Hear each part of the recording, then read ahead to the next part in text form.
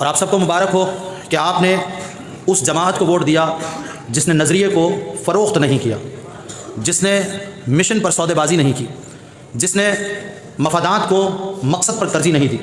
वरना ये हो सकता था कि मफादात को तरजीह देते हुए सीटें ले ली जाती और मिल भी सकती थी, मिल भी जाती, लेकिन फिर आपका नज़रिया ख़त्म हो जाता।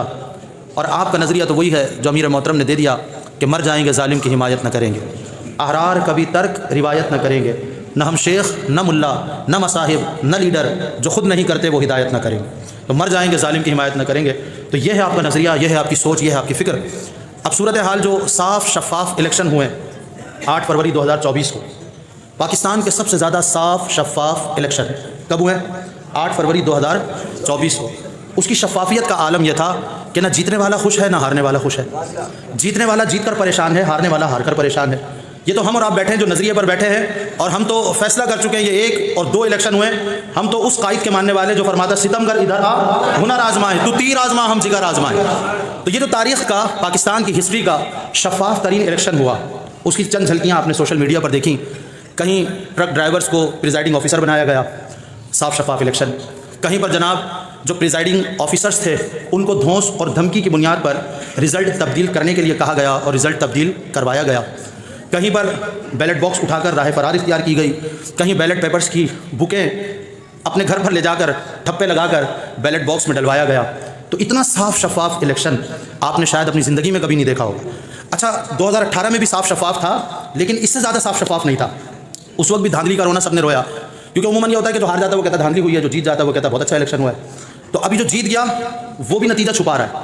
आपने कभी देखा होगा कि बच्चा जब इम्तिहान में फ़ेल हो जाता है तो वो रिपोर्ट कार्ड छुपा छुपा के आ रहा होता है कि अब्बू देख ही ना लें, क्योंकि अब्बू ने देख लिया तो फिर गुद्दी कर देनी है लाल। तो वो रिपोर्ट कार्ड छुपाता है फ़ेल होने वाला। तो समझ में आता है कि वो रिपोर्ट कार्ड क्यों छुपा रहा है, कि सज़ा मिलेगी। लेकिन कभी ये सुना कि वो फर्स्ट पोजीशन पर आया और रिपोर्ट कार्ड छुपा रहा हो?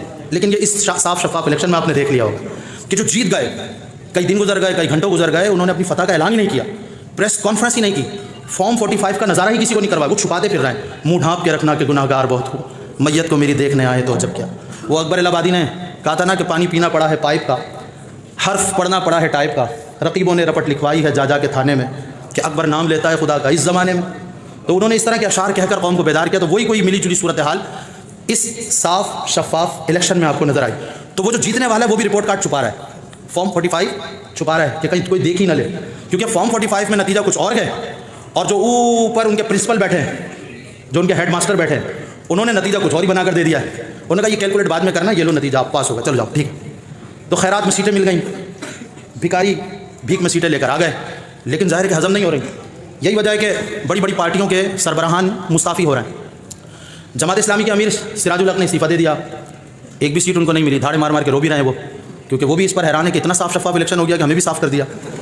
इसी तरह इस्तेहकाम पाकिस्तान पार्टी के चेयरमैन जहांगीर खान तरीन, वो भी हैरान होगा कि इतना साफ़ हो गया कि हमारा भी सफाया फेर दिया गया। तो उन्होंने चेयरमैनशिप से भी इस्तीफ़ा दे दिया, सियासत से भी इस्तीफ़ा दे दिया। पंजाब में नून लीग के एक साहिब जो MNA बन गए, उन्हें खुशखबरी मिल गई कि वो NA की सीट जीत गए। वो खुद परेशान हो गए कि मैं कैसे जीत गया। वो मीडिया पर आए, वीडियो बनाई, कहा नहीं ये मैं नहीं जीता, ये फुला साहब जीता है। तो बड़ी मादरत के साथ हेड मास्टर साहब ये सीट उन्हीं को दे दीजिए, क्योंकि मुझे दे दी तो बाद में मेरा जवाब देना मुश्किल हो जाएगा लोगों को। पीर साहब पगारा आ गए, पीर साहब पगारा ने कहा कि भाई ये तो फैसला पहले हो चुका था कि सिंध पीपल्स पार्टी को देना है, और अगर सिंध पीपल्स पार्टी को नहीं मिला तो हमारे लोग जो हम पर हाकिम हैं, वो जो गैर महसूस तरीके से हम पर हुकूमत करते हैं, वो जो आहिनी हाथ हम सुनते रहते हैं कि आहिनी हाथ से निपटा जाएगा, वो आहिनी हाथ, तो वो लोग नाराज़ हो जाएंगे अगर सिंध किसी और को दे दिया गया। उनकी रज़ा इस पर है कि सिंध पीपल्स पार्टी को दिया जाए। तो हमसे गलती हो गई जो 2 सीटें जीत गए, तो उन्होंने कहा ये 2 सीटें भी हम उन्हीं को दे देते हैं, ऐसा ना वो नाराज़ हो जाए। तो वो 2 सीटें देकर वो आज धरना दिए बैठे हैं। आपको पता है ना GDA का धरना, वो धरना दिए बैठे, उन्होंने भी 2 सीटें वापस कर दी। कराची के अमीर जमात इस्लामी के हाफिज़ नईमुर रहमान साहब ने, उन्होंने कहा नहीं ये सीट मेरी नहीं है, PS 129 की सीट, उन्होंने वो भी वापस कर दी। तो इतने साफ़ शफ़ाफ़ इलेक्शन हुए कि किसी की समझ में नहीं आ रहा कि हुआ क्या। अच्छा, धांधली 18 में भी हुई, लेकिन ऐसा लगता था कि वो पढ़े लिखे लोगों ने धांधली की है। दुनियावी एतबार से, दीनी एतबार से तो सारी जा ही नहीं। दुनियावी एतबार से पढ़े लिखे होंगे कि पूरे दिन अमन-ओ-अमान से गुजारा, ठप्पे नहीं लगने दिए, आर्मी को बिठाया, हाँ 5 बजे के बाद अंधेरा किया, और उसके बाद कहा जी सिस्टम बैठ गया। फिर सुबह हुए तो बहुत से लोग बैठ गए और बहुत से लोग खड़े हो गए। तो एक तरीके से उन्होंने धांधली की, लेकिन इस दफ़ा तो इस जाहिलाना अंदाज से धांधली की। दुनियावी एतबार से भी पढ़े लिखे नहीं थे। अगर पढ़े लिखे होते तो कोई अच्छा अंदाज लेकर आते। सबसे पहला काम क्या किया, नेटवर्क बंद कर दिया। अब जब नेटवर्क बंद कर दिया गया तो सौकार भी परेशान और चोर भी परेशान। चोर का चोर से राब्ता मुनक़ता हो गया, वो परेशान कि यार ये क्या हो गया, ऑनलाइन वोट कैसे पड़ेगा, अब एप्लीकेशन कैसे चलेगी, वो परेशान। तो वो चोर भी परेशान हो गए, पहली धांधली तो यहाँ हुई। उन्होंने कहा नहीं, आपको परेशान होने की ज़रूरत नहीं है, हम आपको बता देते हैं कि यहाँ यहाँ ये काम करना है आपने, तो आप कर लीजिएगा, और वैसे भी सीट आपकी है। तो भाई इतने तकल्लुफ़ात करने की ज़रूरत नहीं थी ना आपको।